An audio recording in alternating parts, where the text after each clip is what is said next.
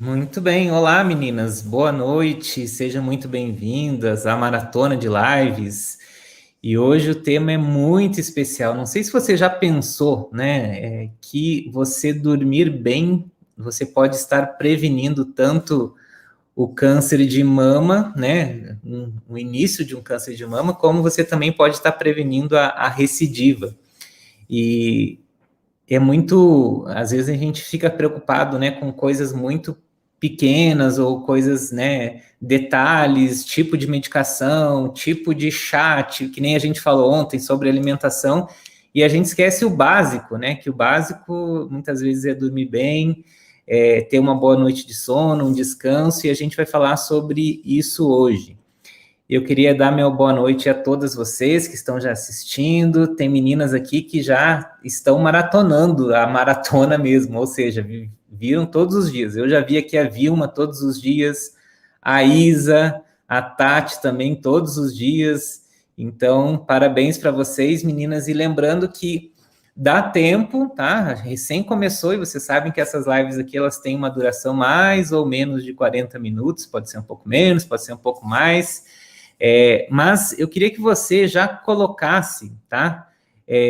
Se for no Instagram, por falar em Instagram, deixa eu chamar as meninas do Instagram aqui, senão elas vão ficar chateadas. Parei, que eu tenho que fazer isso aqui depois, que inicia. Se você está no Facebook, compartilha essa live no seu perfil, manda o link para suas amigas, tá? Se você está no YouTube, também você pode pegar o link dessa live e já mandar aí no grupo da família, no grupo das meninas com câncer que você participa, nos grupos que ou direto para aquelas amigas suas que você acha que, nossa, essa menina que tinha que escutar. Então, ontem a gente chegou a 188 mulheres simultaneamente aqui nos assistindo. Então, vamos fazer o desafio aqui de chegar a 200 hoje? E isso não é para eu, nossa, né? Quanta gente me assistindo, isso é porque realmente é um assunto que é de interesse de todo mundo. Então, eu desafio você aí a fazer isso, a compartilhar essa live com mais pessoas, o máximo de pessoas possíveis. Deixa eu ajeitar aqui de novo uma coisinha aqui, meninas.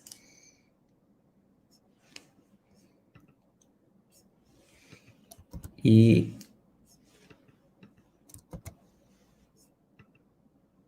agora sim, acho que as meninas do Instagram vão começar a nos assistir. Então, ó, outra menina que está sempre aqui, a Ariana, Rosângela, Márcia. Muito bem. A convidada de hoje é muito especial, tá? A doutora Carolina Soares. Ela é médica otorrinolaringologista. Então, esse é um desafio para você falar rápido, otorrinolaringologista. Então, é uma médica que, né, trata aí de ouvido, garganta, nariz, que é essa especialidade, mas também dentro da otorrinolaringologia tem uma especialidade, né, que é a medicina do sono, e também outras especialidades também abordam isso, e a gente vai falar também um pouquinho sobre isso. E é com ela que eu vou falar nessa noite. Então, eu queria convidar aqui, eu vou chamar a doutora Carolina. Deixa eu colocar você aqui, Carolina. Aí, pronto, seja bem-vinda. Obrigado por ter aceitado aí o convite para participar aqui da live. Nós temos aqui, Carolina, meninas representando todo o Brasil, de todas as regiões do Brasil, e eu já conheço várias de vocês, mas a doutora Carol, posso chamar de Carol, Carolina? Não sei se... Pode sim. Ela não sabe, então coloquem daí da onde que você está falando. Eu já vi aqui até meninas da minha cidade natal, no Alegrete, no Rio Grande do Sul, então vão colocando aí.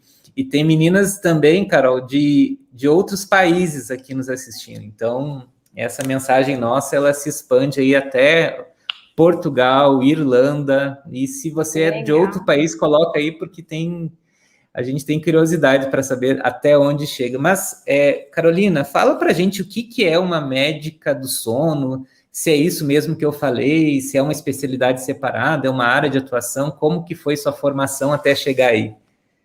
Então, primeiro, brigadão pelo convite, Douglas, obrigada a todas as meninas que estão aqui. É um prazer, tá? É muito legal. A gente teve semana passada, foi a semana Nacional do Sono, de conscientização sobre o sono, e a gente estava justo com o tema, né, de sono regular, sono bom, futuro saudável. Então, eu acho que isso, quando a gente está enfrentando essa guerra aí, com essa batalha que essas meninas passam, às vezes, com câncer de mama, que todos nós passamos, né, a gente tem que pensar no como é que hoje eu posso ajudar o amanhã. É um prazer estar aqui. Estou vendo que tem realmente pessoal lá, ó, de São José dos Campos, do Rio. Nossa, muito Aracaju, tem do sul ao norte, muito chique, muito legal essa troca mesmo, gente. E, bom, respondendo o que o Douglas me perguntou, o médico do sono, então, é uma área de atuação, mas a gente tem o título de especialista, então ela é uma subespecialização, digamos que você tem que obrigatoriamente já ser um especialista ou em otorrino, ou em pneumo, ou em neuropsiquiatria, cardiologia e pediatria, né? Então, essas são as categorias mães da medicina do sono. Eu tenho que ser especialista em uma dessas áreas para eu poder ser especialista em medicina do sono também. E o que tem a ver, então, neurologista, psiquiatra, otorrino, pneumo, cardio, né? Da onde que toda essa turma e a pediatria vai tratar a mesma coisa? Porque simplesmente sono, gente, é o processo homeostático que mais a gente precisa, é 1/3 da nossa vida. Você não gasta 1/3, a gente não gasta 1/1000 da nossa vida para comer, se a gente for pensar. O tempo em horas que você gasta durante a sua vida para você regular o seu corpo, o maior tempo é para dormir. Então, a gente tem que ter certeza que nesse processo tem muita coisa acontecendo.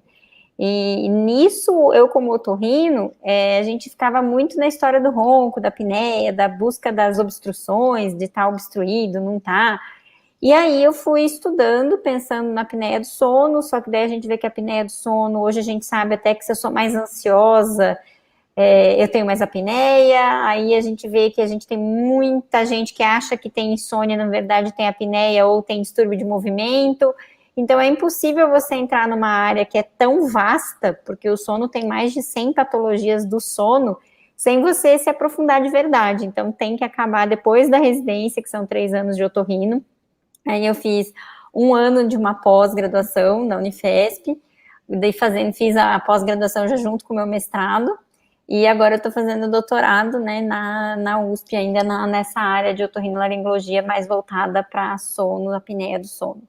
Mas totalmente apaixonada, que como a gente vai ver hoje aqui, tudo que a gente é na vida tem o soninho no meio dali.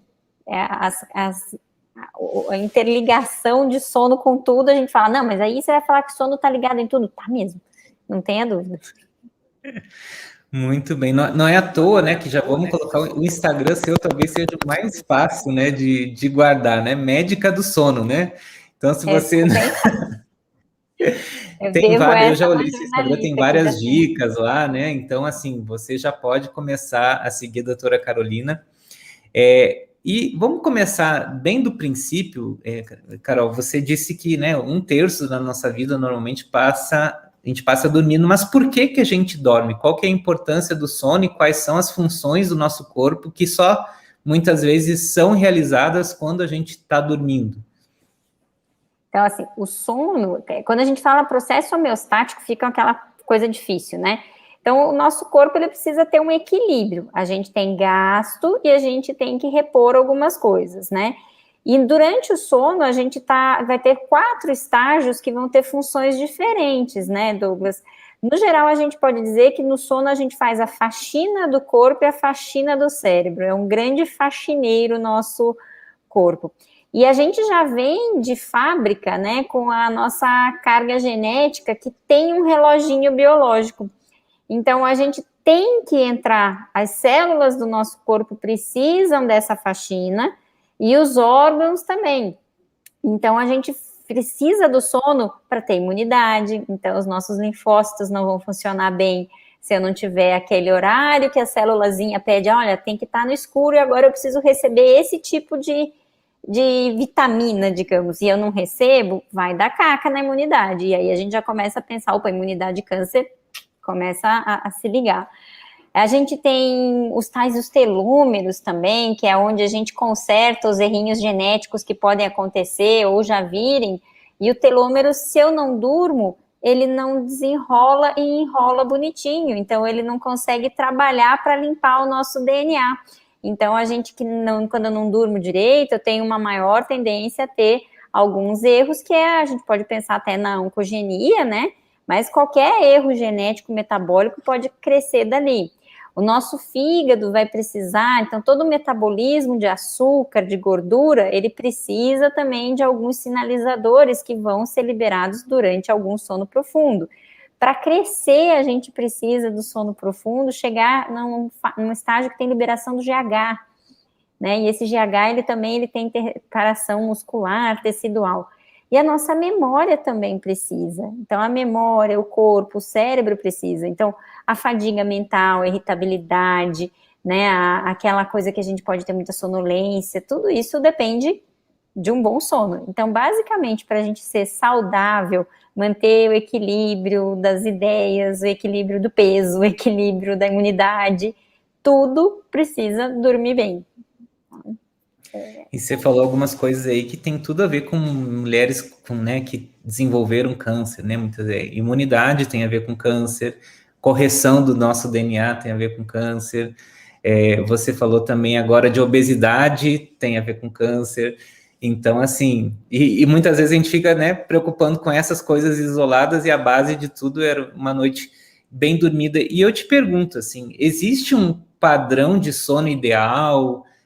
Como que é, assim, qual a definição para a especialidade de medicina do sono de uma noite de sono bem dormida? Precisa ser de noite? Não pode ser de dia? Como é que essas definições, assim?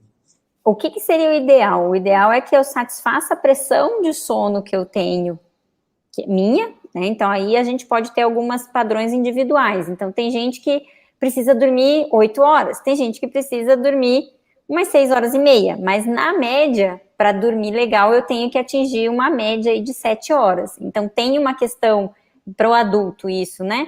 Para a mulher adulta, a gente tem que tentar buscar aí umas 7 horas de sono a cada 24 horas, e que, de preferência, eu consiga sincronizar o ciclo circadiano, que é o que está dentro do nosso corpo. Quando eu não sincronizo com o nosso corpo, ou seja, se eu estou dormindo de dia, geralmente eu vou ter algum distúrbio, né? Então, é basicamente assim, eu conseguir dormir no escuro, no noite, para eu conseguir funcionar bem no claro de dia, com a quantidade adequada e me sentir bem, sem nenhum problema. Então, é muito frequente, Douglas, eu ter paciente que fala, não, eu durmo super bem, eu tô super satisfeito com o meu sono, eu só não tô conseguindo perder peso, tô tomando 4 antidepressivos e tô tomando Ritalina para me concentrar. Ou seja, se você tá com distúrbio de concentração, de aprendizado, né, de peso, é óbvio que não tá tão bem o teu sono. Então, a gente tem uma tendência a não valorizar, né? A sociedade, infelizmente, aprendeu que tem que funcionar 24 horas por dia, 7 dias da semana, e ficou aquela impressão nesse mundo moderno que sono é perder tempo, Douglas. Então, eu acho que é aí que a gente está aqui para justo, eu agradeço muito o espaço para lembrar que sono não é perder tempo. Sono é ganhar saúde. Sim, e você comentou ali que existem mais de 100 distúrbios do sono, né? Quais são os mais comuns, assim, e tem distúrbios que muitas vezes as pessoas pensam que até é normal, assim, tem isso, assim, que, eu não durmo bem, ou durmo muito tarde, eu acordo muito cedo, acordo no meio da noite, mas isso é o meu normal. Assim, quais são esses distúrbios mais frequentes e que muitas vezes você vê no seu consultório que as pessoas até acham que é normal, mas quando você questiona, não tem nada de normal nesse padrão de sono dela? Então, acho que a gente tem 3 que estão altamente prevalentes, e quando a gente fala altamente prevalentes, é que mais de 1/3 da população tem. Hoje, o mais... Ai, entrou um mosquitinho aqui, desculpa. O mais prevalente mesmo, a gente pode falar que é a restrição do tempo total de sono. O que é isso? É dormir pouco. E aí vem muito o que eu estava falando ali. Então, a gente acha que é o normal, porque eu preciso trabalhar. Porque eu faço faculdade à noite, então eu vejo que quem vai estudar no turno noturno, né, o pessoal chega às vezes à meia-noite da aula, 11h30, vai jantar, daí cicla tudo fora. Então, a restrição do tempo total de sono, achar que dormir 6, 5 horas tá ok, essa com certeza é o que eu mais ouço como se fosse normal, né? Isso desde os jovens, e na infância isso é um berro quase, porque a menor pré-escolar, ele tem que dormir mais de 10 horas, em média 12. E aí eu tenho muita gente no consultório que a gente descobre que aqueles problemas de desenvolvimento de fala, de aprendizado, às vezes na criança, na verdade é restrição do sono. No adulto, muitos outros sintomas de fadiga, de cansaço, restrição de sono. Então a gente vê muita restrição de sono como se fosse normal. Esse acho que é o disparado. Em segundo, vem o que eu estou vendo ali nos comentários, disparado nas mulheres, é a insônia, né? Então, a dificuldade de iniciar ou manter o sono, né? Ela é o que a gente chama de insônia quando acontece mais de 3 semanas, né? Fica a insônia crônica. E isso na mulher é muito mais frequente, porque nós também temos mais ansiedade e porque nós temos características hormonais que fazem com que a gente seja de fases, né? E as meninas, principalmente quando entram no tratamento oncológico do câncer de mama, a gente meio que entra numa menopausa precoce, né? E daí a insônia explode mesmo. Então, a insônia é mais frequente, prevalente na mulher, ela aumenta a prevalência quando a gente tem transtornos de humor. Então, quando a gente vive aí numa pandemia como essa, que tá uma desgraça, né? A gente vê 300 mil mortes, afeta todo mundo, fica todo mundo mais ansioso, tem muito mais depressão, e aí os transtornos do humor vão afetar e a gente vai ter mais insônia. E outro que é campeão, terceiro lugar aí é tudo bem, é o ronco, né? Ah, não, eu ronco, mas eu ronco a vida inteira. Eu ronco, às vezes eu ronco alto, às vezes eu ronco, tipo, tudo bem. Gente, ronco é sinal de que a passagem de ar não tá livre. Né? Então, o canudo se faz, se eu estou chupando um milkshake e começa a fazer ronco no canudo, é que ele está entupido, não é? Daí tudo bem que esteja a tua garganta, teu nariz entupido, tudo bem que chegue menos oxigênio para o seu corpo. Então, acho que esse é outro que é o campeão do tá tudo bem. Não tá tudo bem. Se tá fazendo barulho é porque não tá entrando ar, e se não tá entrando ar, não tá entrando oxigênio, não vai ser tudo bem. E aí a gente tem também em quarto lugar aí, que é bem prevalente, é o que a gente fala dos transtornos de movimento, né? Que também com ansiedade vai aumentar. Então, a perna inquieta, né? A síndrome de pernas inquietas, o bruxismo, isso a gente vai ver mais frequente. E você falou que, né, o nosso equilíbrio é afetado, assim, existem doenças que são muito comuns relacionadas ao sono, que a gente nem imagina que são, né? Não sei se, assim, fora câncer, a gente ainda vai falar mais para frente, mas assim, que doenças do adulto, digamos assim, são frequentemente causadas por falta de sono, assim, por falta de uma qualidade de sono ou por falta de oxigênio durante o sono. Então, assim, dessas 3 que a gente falou, as campeãs aí dos distúrbios de sono, a gente sabe que as doenças cardiovasculares são extremamente ligadas, né? A ponto de 70% dos pacientes que têm fibrilação atrial terem apneia do sono. A ponto de que se eu tenho pressão alta e arritmia, insuficiência cardíaca, é muito provável que eu tenha uma alteração do tempo, ou eu durma demais ou eu durma de menos, né? Então, quem dorme muito pouco acaba tendo mais ativação do sistema simpático, que é um que joga bastante estresse, ele libera muito cortisol e deixa a gente literalmente estressado só porque dorme pouco, porque faltou um pouquinho de equilíbrio que é feito durante o sono. Então, é muito frequente mesmo a gente ver a associação de doença cardiovascular, né, que é o AVC, a pressão alta, as arritmias com distúrbios do sono, tá? Os transtornos de humor, né, as doenças psiquiátricas, principalmente a dependência química, a depressão, a ansiedade, a gente sabe que as alterações do sono, né, os distúrbios do sono podem tanto serem consequências, né, então a depressão profunda pode fazer tanto de hipersonia, a pessoa ficar dormindo o dia inteiro, como a insônia de manutenção, né? A gente sabe também que a apneia do sono, por exemplo, aumenta o risco de suicídio em quem tem depressão. Então, essas ligações são realmente muito importantes. Assim, é tudo que basicamente você pensar, que eu brinco, né? Não pergunta, porque eu acho ligação em tudo, né? Eclâmpsia, que é aquela pressão alta no final do trimestre da gestação, está super relacionada à apneia do sono nas gestantes. Então, a gente tem ligação do sono em basicamente tudo.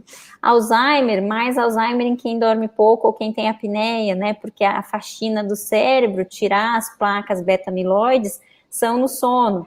Parkinson, a gente tem alguns distúrbios do sono, que é as parassonias, que acontecem num estágio muito inicial, então é quase um pré-sintomático do Parkinson, que acontece por alteração dos níveis de dopamina cerebral. Então, é muito relacionado, né? Então, tudo que você vai ter de neurotransmissor no teu cérebro, o teu cérebro tem vários sistemas, e esses sistemas coordenam todo o seu corpo e o cérebro. Então, assim, tem muita doença cardiovascular, neurológica aí que vão estar muito associados, mas a gente pode, como cada célula do teu corpo depende daquele reloginho homeostático funcionando, você pode ter tudo, até a pele mais feia, assim, ficar murcho com aquela cor amarela, depende também de dormir bem, porque você não vai fazer o colágeno macio, que a gente, digamos, tem um colágeno duro, que fica feio, e o colágeno macio. Esse colágeno macio só tem quem tem sono profundo, vitamina D só tem quem tem sono profundo. Então, vai tudo, Douglas, é extensa a ligação. Sim, sim, sim. E vamos para o câncer agora, né? Que é o tema aí dessa maratona de lives que eu estou fazendo a respeito de câncer de mama. Câncer em geral também tem relação, alguns tipos de câncer mais frequentemente com falta de sono. Quais seriam eles? Assim, você chega, às vezes, no consultório a receber pacientes encaminhadas oncológicas com distúrbios do sono. Vamos falar um pouquinho sobre câncer e sono. Então, assim, câncer e sono, a gente sabe que essa questão, principalmente, ela não está tão no consultório, ainda está mais no nível de pesquisa, porque os estudos são aqueles estudos observacionais, tem algumas cortes muito boas, igual tem uma corte americana que acompanha mulheres pós-tratamento, do diagnóstico após o tratamento, 30 anos. Então, aí eles foram estudando o que faz de diferença para as mulheres, né, que tiveram nesse acompanhamento.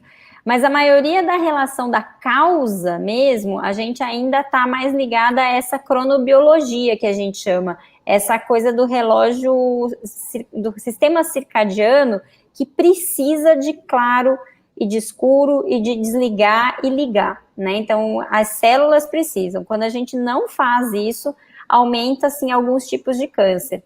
E os mais prevalentes dos cânceres que têm essa associação são justo aqueles que não têm tantos outros fatores externos óbvios, né? Então, tanto de próstata quanto de mama, que são altamente prevalentes e não tão relacionados a questões externas, eles estão realmente ligados. Então, a gente vê que, assim, os cânceres que são ligados à tendência genética, a alterações genéticas, eles têm uma maior relação com o sono, por essa questão cronobiológica, né? Mas tem sim algumas evidências, principalmente no câncer de mama, que é mais interessante, porque o câncer de mama ele está ligado muito com o estrogênio.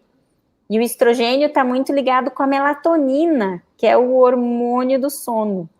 E aí que começaram alguns estudos lá da cronobiologia, do pessoal do claro e do escuro, né? A questão de a mulher que fica no claro, né, exposta à luz durante a noite, ela tem menos melatonina, se ela tem menos melatonina, ela pode ter mais estrogênio, e se ela tem mais estrogênio, talvez ela tenha uma evolução daquela tendência genética mais rápida. Então, o que eles viram? Que mulheres, por exemplo, em alguns estudos, né, que trabalham de turno, elas tinham mais câncer do que as mulheres que não trabalhavam em turno. Daí, esse foi os primeiros estudos que, peraí, para tudo, né?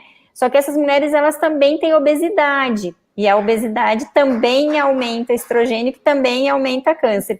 Então, é difícil a gente dizer que as coisas não são puras, né? Elas se interrelacionam mesmo, né? Ainda até se a gente pensar na expressão genética, isso o Douglas sabe muito melhor do que eu, a gente sabe que as afro-americanas, elas têm, as que dormem pouco afro-americanas, elas tendem a ter aquela expressão triplo A negativo, né? Que é que é bem ruim para o prognóstico, né? Acho que é para tudo, né? Quem não vai responder a várias opções do tratamento. Tem algumas outras coisas que é assim, então a mulher que é mais vespertina, ou seja, aquela que tem uma tendência a gostar de acordar cedo, se expor à luz do sol, mas que dorme cedo, ela foge daquela... Ela obedece mais o ciclo da melatonina, então umas 10h30, 11 horas ela já está entrando na melatonina, ela inibe, porque tem essa relação fortíssima, melatonina e estrogênio na pineal e no sistema ali hipotálamo, hipofisário, gonadal, que vai alterando, sabe? Então, no câncer de mama, a gente tem muita coisa mesmo. No consultório, Douglas, se eu for passar, assim, o que eu vejo muito é essa questão da alteração que a mulher tem. Então, duas coisas que a gente vê muito na mulher que está tratando câncer é que ela entra numa menopausa precoce, né? E como toda mulher, então, toda mulher na menopausa, gente, vai diminuir a progesterona, e a progesterona é a nossa sorte para dormir bem. Mulher ronca menos antes da menopausa porque tem progesterona. Mulher tem mais elasticidade muscular graças à progesterona. A gente tem mais sono profundo, que é o sono faxineiro do cérebro, graças à progesterona. E quando eu entro no tratamento, algumas medicações, elas fazem a gente entrar numa menopausa.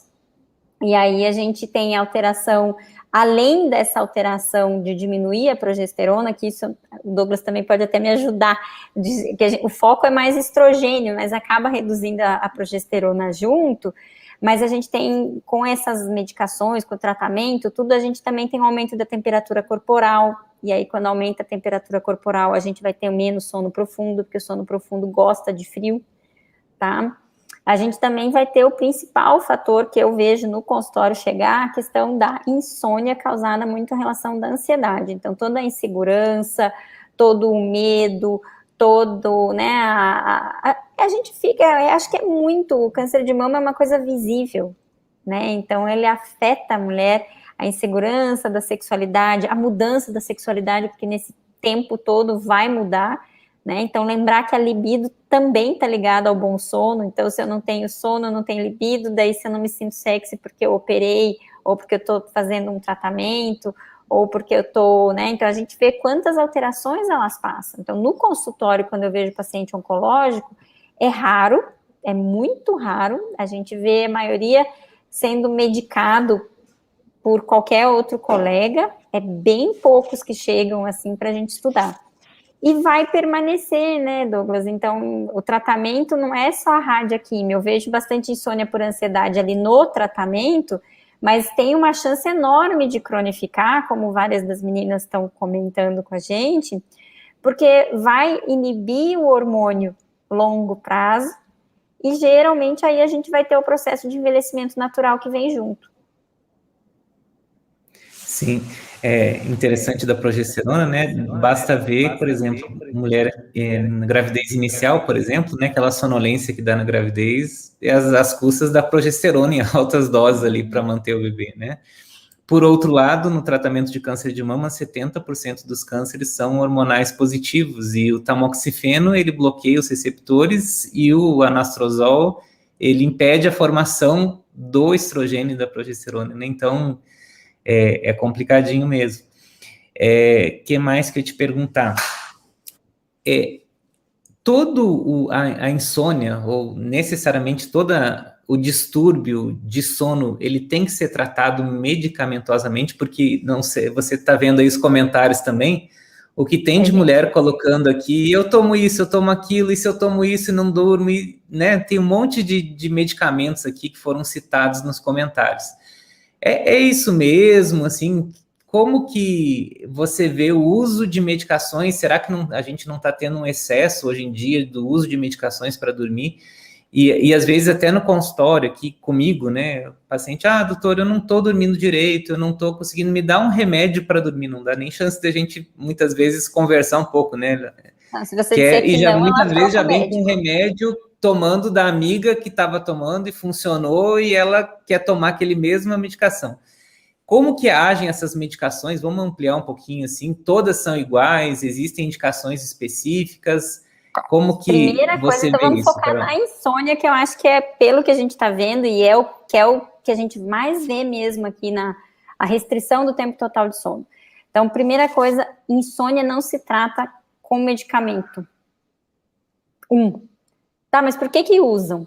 Porque a gente tem que desafogar até para conseguir a pessoa. Então, os casos específicos que têm uma necessidade, porque eu preciso, entre ter o sintoma ruim, né, de não dormir e dormir baseada em medicação, a gente dorme baseada em medicação, mas o ideal é que isso não cronifique. Então, quando você vai ler a bula das medicações usadas para induzir sono, os indutores do sono, que é a categoria que só vai mexer no sono. Então, a gente tem uma categoria que é lá o Zolpidem, o Zopiclone, né, que são os famosos, que a gente vê bastante agora todo mundo tomando, eles são para induzir o sono. Eles não vão alterar a categoria, o tipo do seu sono, se vai para o sono profundo, se não vai, se vai para os sonos faxineiros e para o construtor do seu corpo. Ele só vai fazer você dormir mais rápido. Na bula está escrito lá, 12 semanas só. E, infelizmente, essas medicações, elas são mais novas e elas acabam perdendo aí para os benzodiazepínicos, que é os tarja pretas, né? Então, aí é uma família dos pam-pam-pam que eu brinco, né? A família do clonazepam, prazolam, diazepam, algumas, que ele tem, é uma medicação que já está com um pé para tratar a ansiedade e outro pé para dar o sono. Só que os benzodiazepínicos, eles são péssimos para induzir sono, porque eles reprimem aqueles sonos profundos. Então, o benzodiazepínico, ele faz um sono que não é sono, ele é mais um sedativo, digamos assim.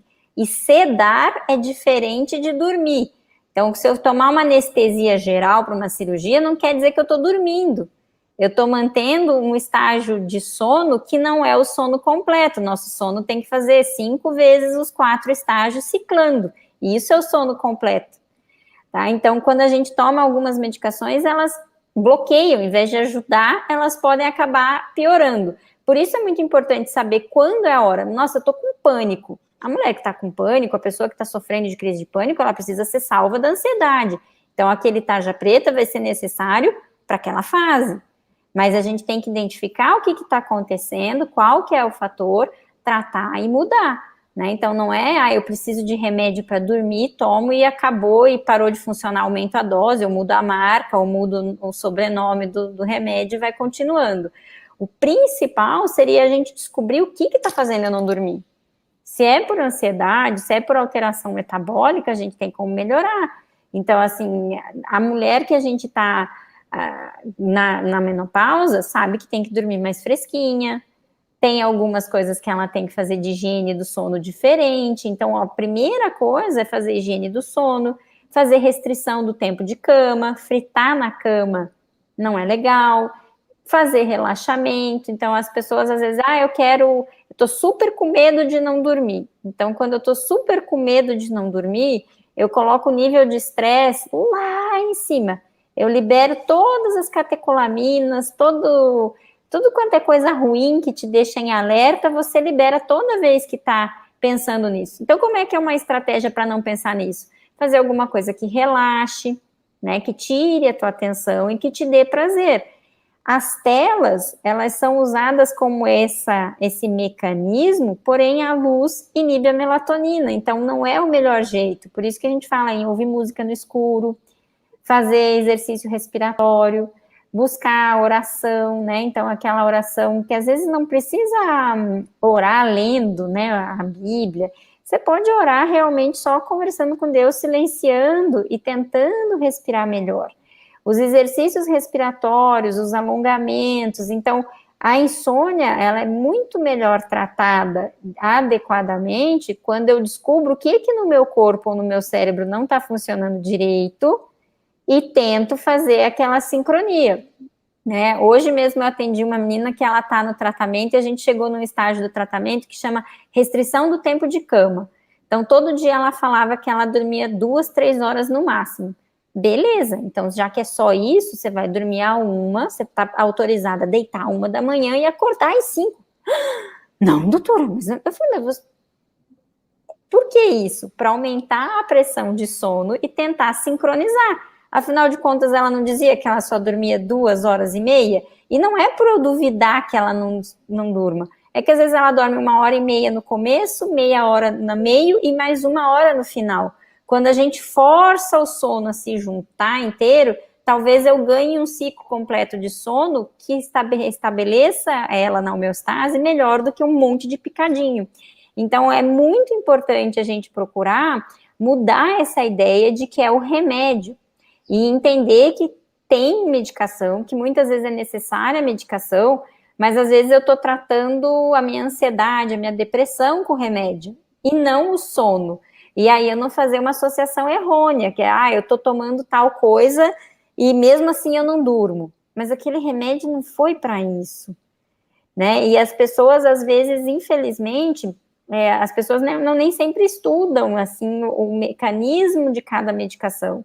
Então, tem muitos ansiolíticos que, sim, a mulher não conseguiu dormir porque ela está ansiosa, mas tem ansiolíticos que vão agitar algumas áreas cerebrais, daí ela não vai dormir mesmo. Então, tem horário certo para a medicação certa, tem que conversar com o médico. Eu vejo muita paciente minha, muita mesmo, Douglas, elas chegam para mim para tratar a insônia. Então, com o psiquiatra tratando a ansiedade. Daí elas estão tomando remédio em tal horário. Daí eu falo assim, mas você conversou com o colega que você não está dormindo, ou que essa coisa está acontecendo? Por exemplo, perna inquieta e bruxismo aumentam com a maioria dos antidepressivos. A grande maioria dos antidepressivos tomados à noite aumenta distúrbio de movimento. E aí elas têm mais insônia, tem mais microdespertar, tem mais despertar durante a noite. Daí eu vou conversar, não falei.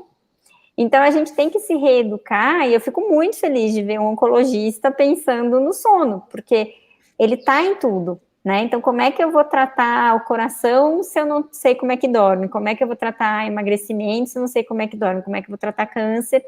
Todo mundo tinha que perguntar. E assim, a higiene do sono é a base, não medicação para induzir sono, né? E nisso é muito importante, entender o que é o remédio. Você falou um termo aí que algumas estão perguntando, o que é essa higiene do sono? Como Então, que nós podemos tomar banho antes de dormir? Será que é isso, higiene do sono? Entra também, né? Então, assim, a higiene do sono, basicamente, são evitar algumas coisas que vão desregular esse mecanismo.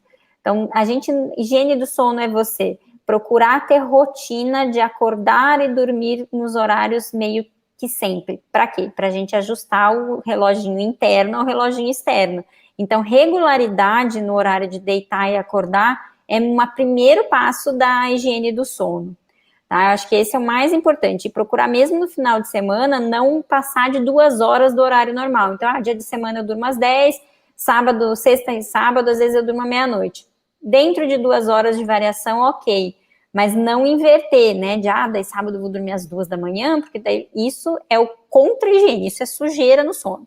Tá? Então, é o horário regular. É evitar os cafeinados. E aqui em Cascavel, assim como lá no Rio Grande do Sul, o povo do Chima no final da tarde, né? Então, assim, tem que lembrar que o tererê, o chimarrão, não só o café, são bandidinhos. Eles consomem a adenosina. A pessoa até dorme, às vezes ela consegue dormir, mas ela não vai fazer a quantidade necessária do sono REM, porque é como se fosse um banco. Eu não posso gastar tomando cafeinados depois das 4 da tarde, porque vai consumir, eu vou ter menos sono REM. Se eu tiver menos sono REM, eu vou acordar no outro dia precisando do REM. Então, a gente tem que evitar os cafeinados. Evitar cochilo depois das 4 horas também, porque se eu tiver muito fadigado, eu posso fazer um sono, e aí eu vou gastar todo o sono profundo na hora que eu estou muito cansada, e depois eu não vou conseguir dormir. Então, eu cheguei em casa exausta, cochilei meia hora na sala. Atrapalhou todo o sono. Então, a higiene do sono é evitar esses cochilos. E evitar cochilos longos. Cochilar não é hibernar na sala, né? Então, cochilar é 30, 40 minutos no máximo, de preferência até as 3 horas da tarde. Tá? Outro fator que é a higiene do sono, não comer nada pesado, alimento pesado, aquela gordura ou muito açúcar que vão gastar muita energia para ser metabolizado na hora que você deveria estar esfriando a sua maquininha, o seu corpo para dormir. Evitar trazer preocupações para o quarto. Então a gente brinca que na higiene do sono a gente aprende que o quarto é para namorar e para dormir. Não se estuda, não se trabalha, não responde e-mail, não vê WhatsApp, nada no quarto. Não é para assistir as lives do Dr. Douglas deitadinha na cama, não. Cama é o lugar que a gente tem que ter uma associação correta, tá? E essa associação correta é realmente a gente associar a cama com dormir, tá? Então, por isso que a gente pede que não fique fritando na cama. Tá? Então, o sono desapareceu, desapareça da cama também e vá para algum lugar que você possa ter alguma atividade. Relaxar o corpo. Como é que eu relaxo o corpo, doutora? Pode entrar um banho morno, né? Então, 1 hora antes, às vezes eu tomo um banho morno, isso relaxa. Fazer alongamentos, respiração, isso tudo é higiene do sono também, tá? E ter um quarto, um ambiente adequado, que é o quê? Fresquinho, a gente gosta, o corpo gosta de perder calor para dormir bem. Então, a temperatura ideal seria em torno de uns 21 graus. Mas tem que estar úmido, não adianta colocar lá, deixar o ar super seco com o ventilador, e daí fica com a nariz na garganta toda ressecada por causa do ar-condicionado. O quarto tem que ser escuro, a gente já está aprendendo que a melatonina foge da luz, então qualquer luz, ela é inimiga. Não deixa a TV ligada lá no quarto, horas e horas, eu durmo e deixo a TV ligada.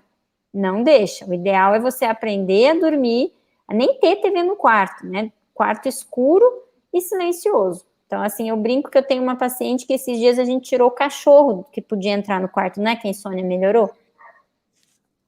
Porque o bichinho mexia para lá e para cá, e aquilo, quando a pessoa já tem um microdespertar, uma hipervigília, né? Então ela já está mais excitada, acorda muito fácil. Até os passinhos dos cachorros podem incomodar. Acho que isso é um básico da higiene do sono. A Isa perguntou aqui, ó. Vamos tomar, acho que eu entendi ali, um vinhozinho, então, para dormir. O que você acha de bebidas alcoólicas para induzir sono? Não pode.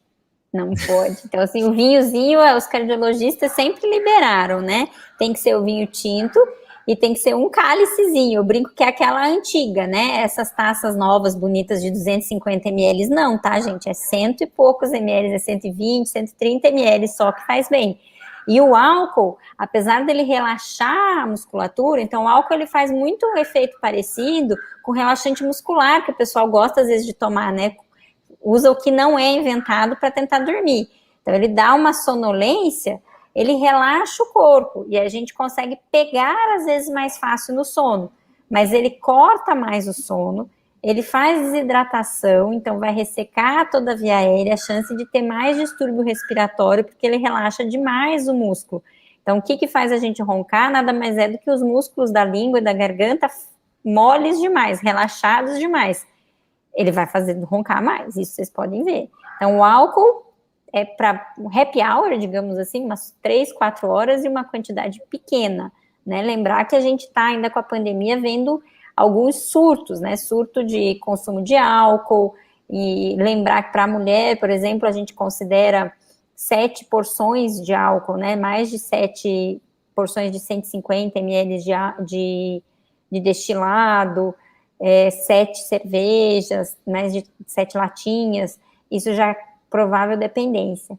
Então, tem que cuidar. E sem falar que não tem dose certa para o aumento do risco de câncer de mama. É dose dependente e quanto mais cedo, maior quantidade, maior frequência, pior o risco de câncer de mama. Então, quem está nos assistindo nem pode pensar aí, né? Só lá de vez em quando, em comemorações, eu digo aqui no consultório. Alguém que também eu acho que você não comentou, mas eu acho que é uma coisa importante, exercício físico e sono, até que horas, se é bom, se não é. É maravilhoso, é super, é uma das coisas da higiene do sono, sim. Fazer movimentar o corpo é super importante, mas não próximo do horário de dormir. Então, 3 horas antes do horário de dormir, tem que ter encerrado o exercício, porque a gente não pode aquecer o corpo perto do horário que vai dormir. Então, atividade física, principalmente de manhã ou no final da tarde, é excelente. Libera um monte de coisa boa, de endorfinas, dá uma sensação de dever cumprido. É super importante agora na pandemia, mesmo que a gente fique em casa, algumas regiões estão em lockdown, lembrar que nem que seja pular corda, eu brinco, pular corda. Tem uma menina que chama Pri Leite, que tem um canal maravilhoso do YouTube, que ela faz yoga, ela tem yoguinhas assim de 15, 25 minutos, tudo facinho, ela tá gravidona, então não tem desculpa, gente.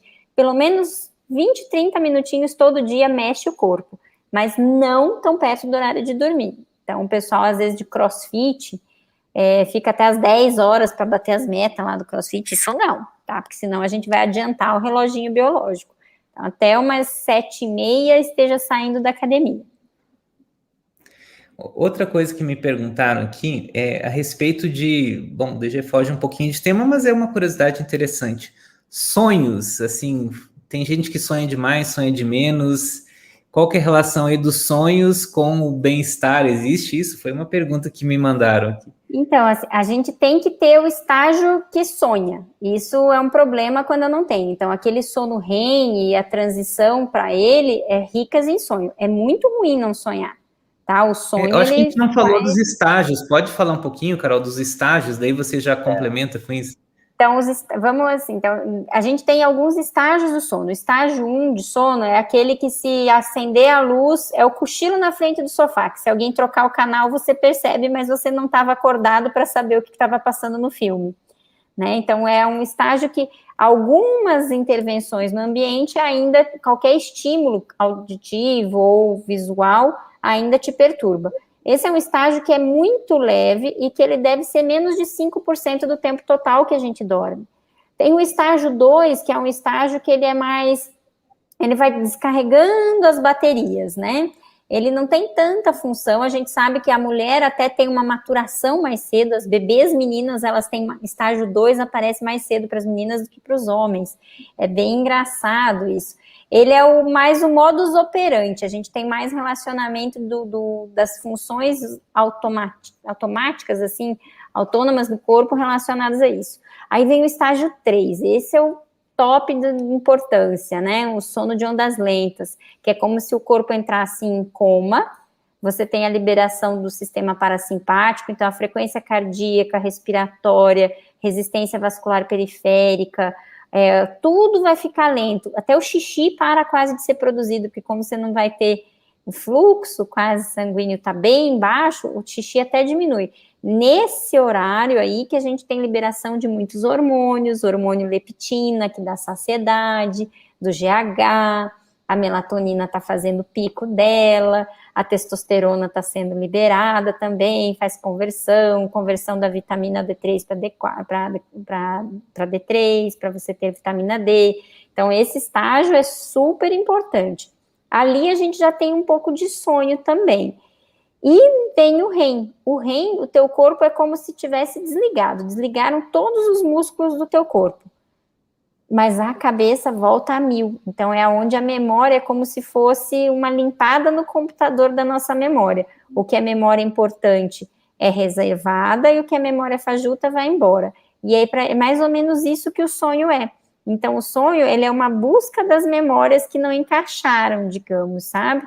E aí a gente tem aquela coisa, mas eu não sonho. Talvez você não lembre do sonho. Então, existe uma diferença de eu lembrar de sonhar e eu não sonhar. Nem sempre que eu não lembro do sonho, eu não estou sonhando. E lembrar de quase todos os sonhos pode ser uma característica treinada, e a gente pode treinar. Então, quem tem curiosidade de conhecer mais sobre o seu sonho, fica a dica de fazer uma caderneta. Então, todo dia, quando você acordar, antes até de abrir o olho, tenta lembrar do sonho e vai anotando. Se você vai criando esse hábito, você vai tomando consciência desse acesso inconsciente que a gente tem, né? Então, o sonho, ele foi toda a base da psicanálise freudiana, né? Porque é um jeito de você acessar o teu inconsciente. É quando você não está com o controle do dia e é só as tuas memórias e emoções puxando, a emoção puxando memória, a emoção puxando memória. Então, é puro sem freio, digamos, né? Então, mas você, se estiver lembrando também demais dos sonhos, ou tendo pesadelos, ou acordando com alguns sonhos, pode ser que você esteja com algum distúrbio, tipo distúrbio respiratório, ou distúrbio de movimento, que faz você acordar naquele estágio, porque se eu acordo durante o sonho, é mais fácil de eu lembrar dele, do que se eu fiz todos os ciclos e de manhã eu acordei. Tá? Então, de certa forma, tem uma relação entre sonhar e ter saúde, né? Mas tem que ver se você está lembrando. E é muito difícil a gente lembrar. Eu acho que para entender as fases do sono, assim, eu amo um filminho que é da Disney, o Divertidamente. O Divertidamente tem as emoçõezinhas lá e tem aquelas bolinhas que são as bolinhas da memória e os parques, lembram?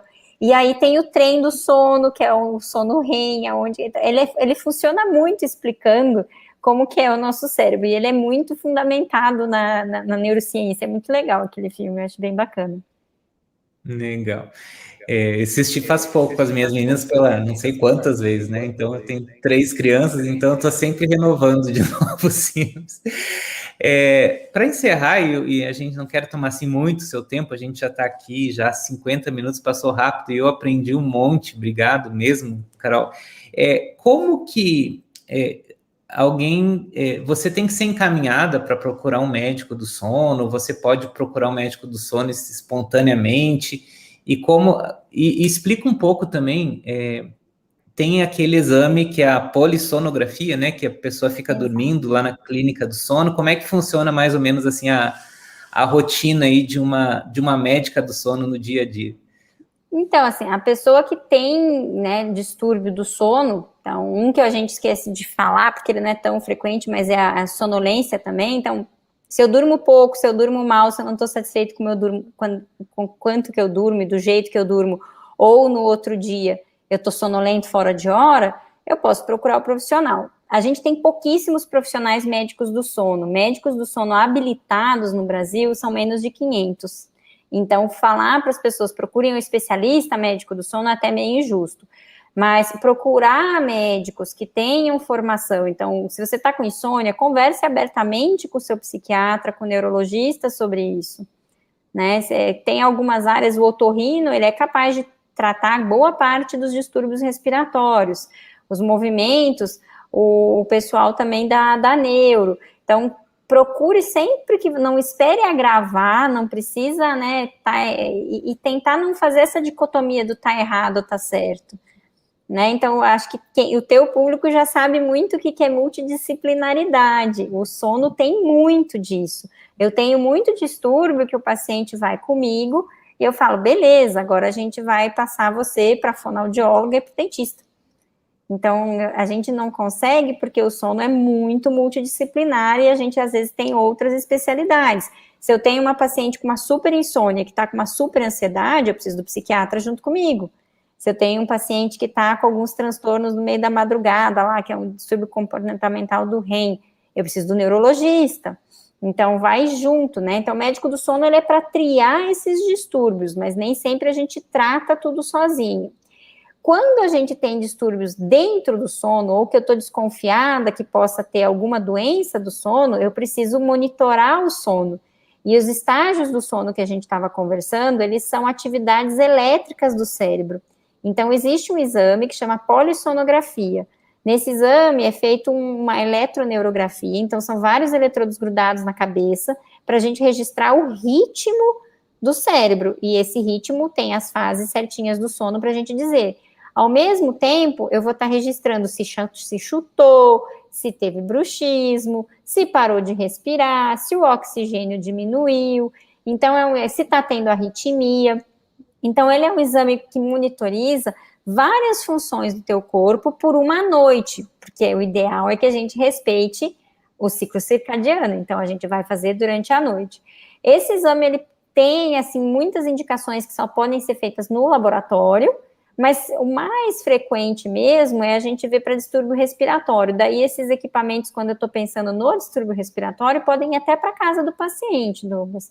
Então, é muito da avaliação. Isso de pedir o exame de polissonografia, a gente tem muito cardiologista que pede, né? Porque o cardio está vendo alterações, que ele, o paciente com fibrilação atrial, paciente com hipertensão noturna. Esses é batata que ele já sabe que vai pedir.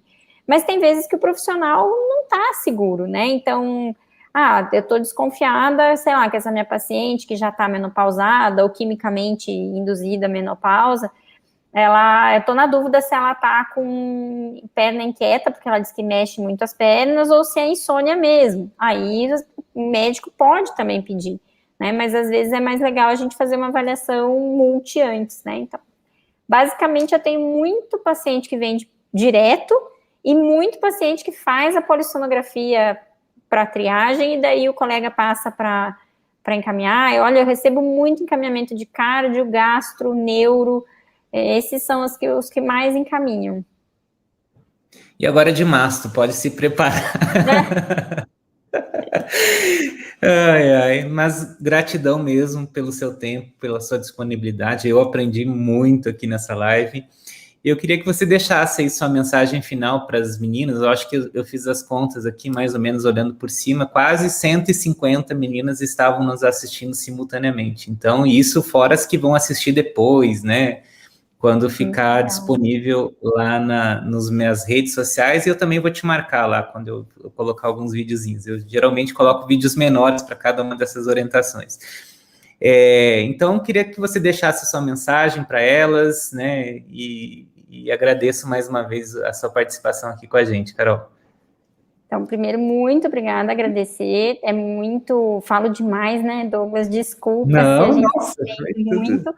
E falar, acho que assim, nada é tão rápido, né? A gente tem que ter calma. Então, o sono é um processo que é 1/3 da sua vida. Às vezes você vai ter que, para abandonar o remédio ou para acertar o tratamento, gastar alguns meses, algum longo prazo para acertar o passo. E é ouvir os relógios que a gente tem, né? Os relógios aqui de dentro. Então, parar mesmo para escutar o ritmo do teu corpo, conhecer o ritmo do seu corpo e garantir que você está dando o tempo que ele precisa quando ele pede para dormir. Acho que essa é a mensagem aí principal. Então, tá bom. Obrigado. Boa noite, meninas. E nos vemos, então, amanhã, às 18 horas, para uma nova live aí dessa maratona, tá bom? Um abraço e até mais. Tchau, Carol. Tchau, tchau, gente. Obrigada. Tchau, tchau.